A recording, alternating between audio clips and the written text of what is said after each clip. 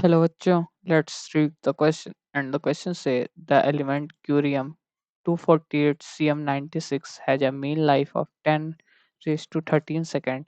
Its primary decay modes are spontaneous fusion, fission, and alpha decay. The former with a probability of 8% and the latter with the probability of 92%. Each fission releases 200 megaelectron volt of energy.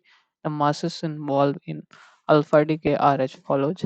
Atomic mass of the atom are 248 cm96 is equal to 248.0722220 U. He4 is 4.002603 U and Pu 244 is equal to 244.064100 U. 1 U is equal to 931 mega electron volt per C square. Calculate the power output from the sample of 10 raised to 20 cm atom. तो basically इस question को solve करने के लिए जो की concept use होगा वो हम लोग देख लेते हैं। तो जो की कॉन्सेप्ट यूज होगा वो होगा एक्टिविटी या रेट ऑफ फ्यूजन। देखें तो की concepts to solve this question are, अगर इसमें पहला देखें तो रेट ऑफ फ्यूजन फ्यूजन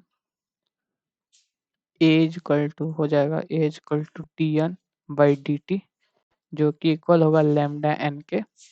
और इसको ऐसे भी लिख सकते हैं 1/हाफ साइकिल इंटू एन, मतलब कि 1/टाउ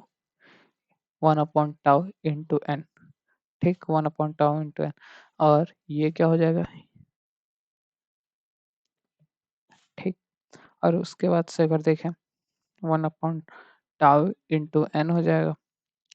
और उसके बाद से अगर बात करें अगर हम लोग दूसरे पॉइंट की, तो अगर यहाँ पे अल अल्फा डीके हो रहा है तो वहाँ पे जो हम लोग का एनर्जी रिलीज होगा ई इक्वल टू हो जाएगा मास डिफेक्ट इनटू सी स्क्वायर। मास डिफेक्ट प्रोडक्ट और जो सॉरी जो रिएक्टेंट साइड में जो मास के डिफरेंस आएगा वो हो जाएगा हम लोग का मास डिफेक्ट इनटू सी स्क्वायर कर देंगे तो एनर्जी आ जाएगी। और पावर आउटपुट यहीं से निकल जाएगा। तो इन्हीं दोनों पॉइंट पे ये क्वेश्चन सॉल्व हो जाएगा।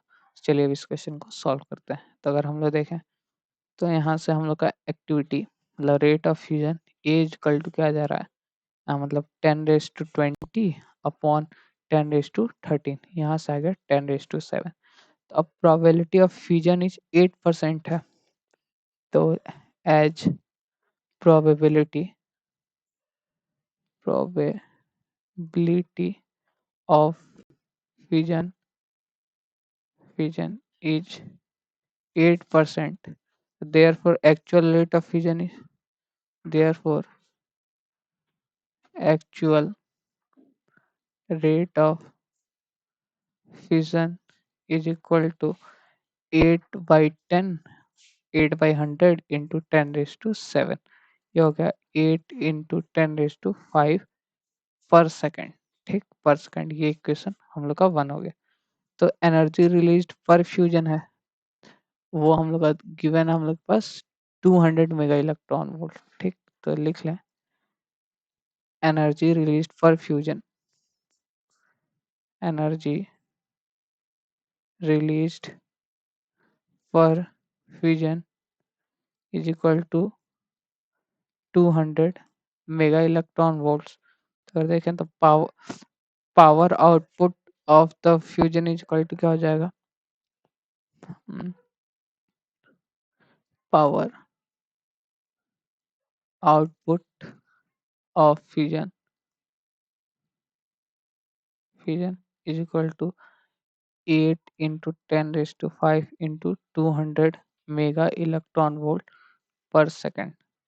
ये हो गया हम लोग पास 16 into 10⁻7 mega electron volt per second. ये हम लोग का इक्वेशन, हम लोग ने इसको इक्वेशन 2 हो गया।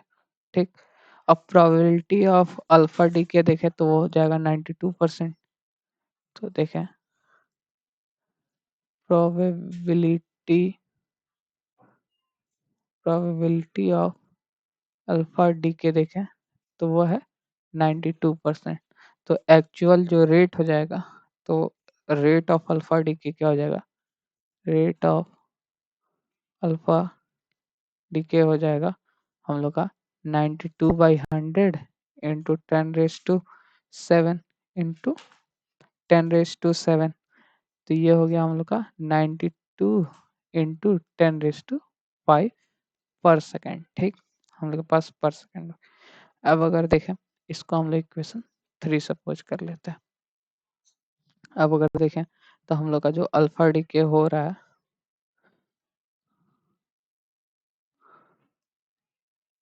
फॉर अल्फा डीके, जो हम लोग का इक्वेशन होगा वो क्या हो जाएगा, CM 248/96, ये टूट किस में रहा है, PU 244/94 और प्लस अल्फा मतलब कि हीलियम एटम 24।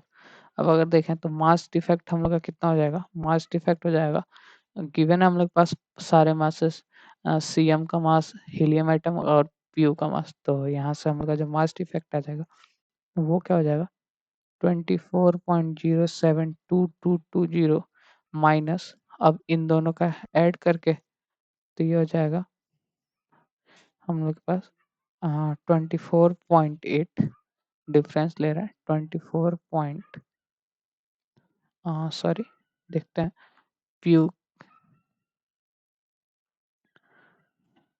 एक मिनट, ये गलत लिख दिया मैंने, सॉरी।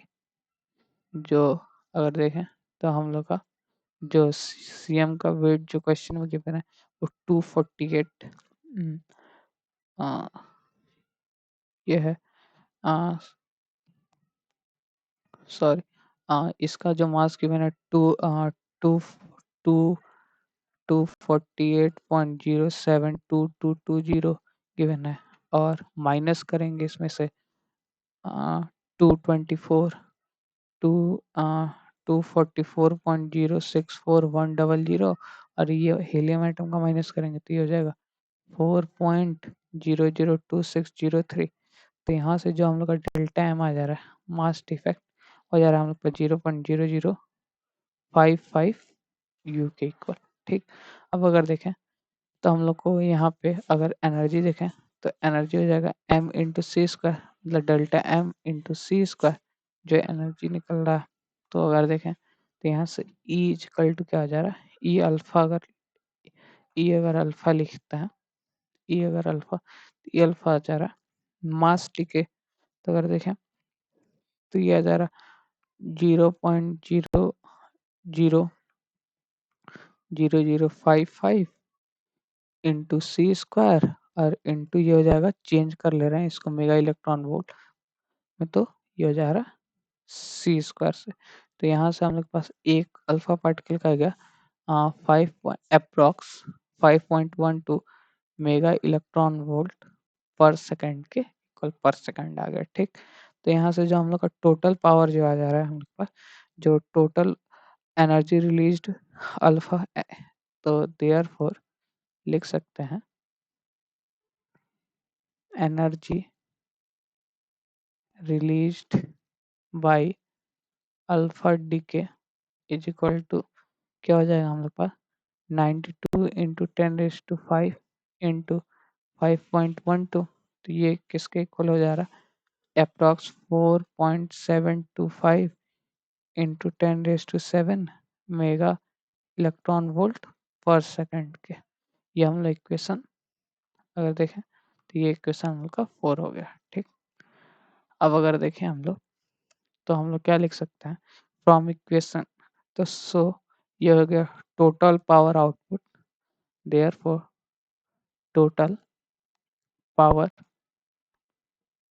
आउटपुट जो हो जाएगा इज इक्वल टू क्या हो जाएगा 16 into 10⁻7 plus 4.725 into 10⁻7 mega electron volts पर सेकेंड।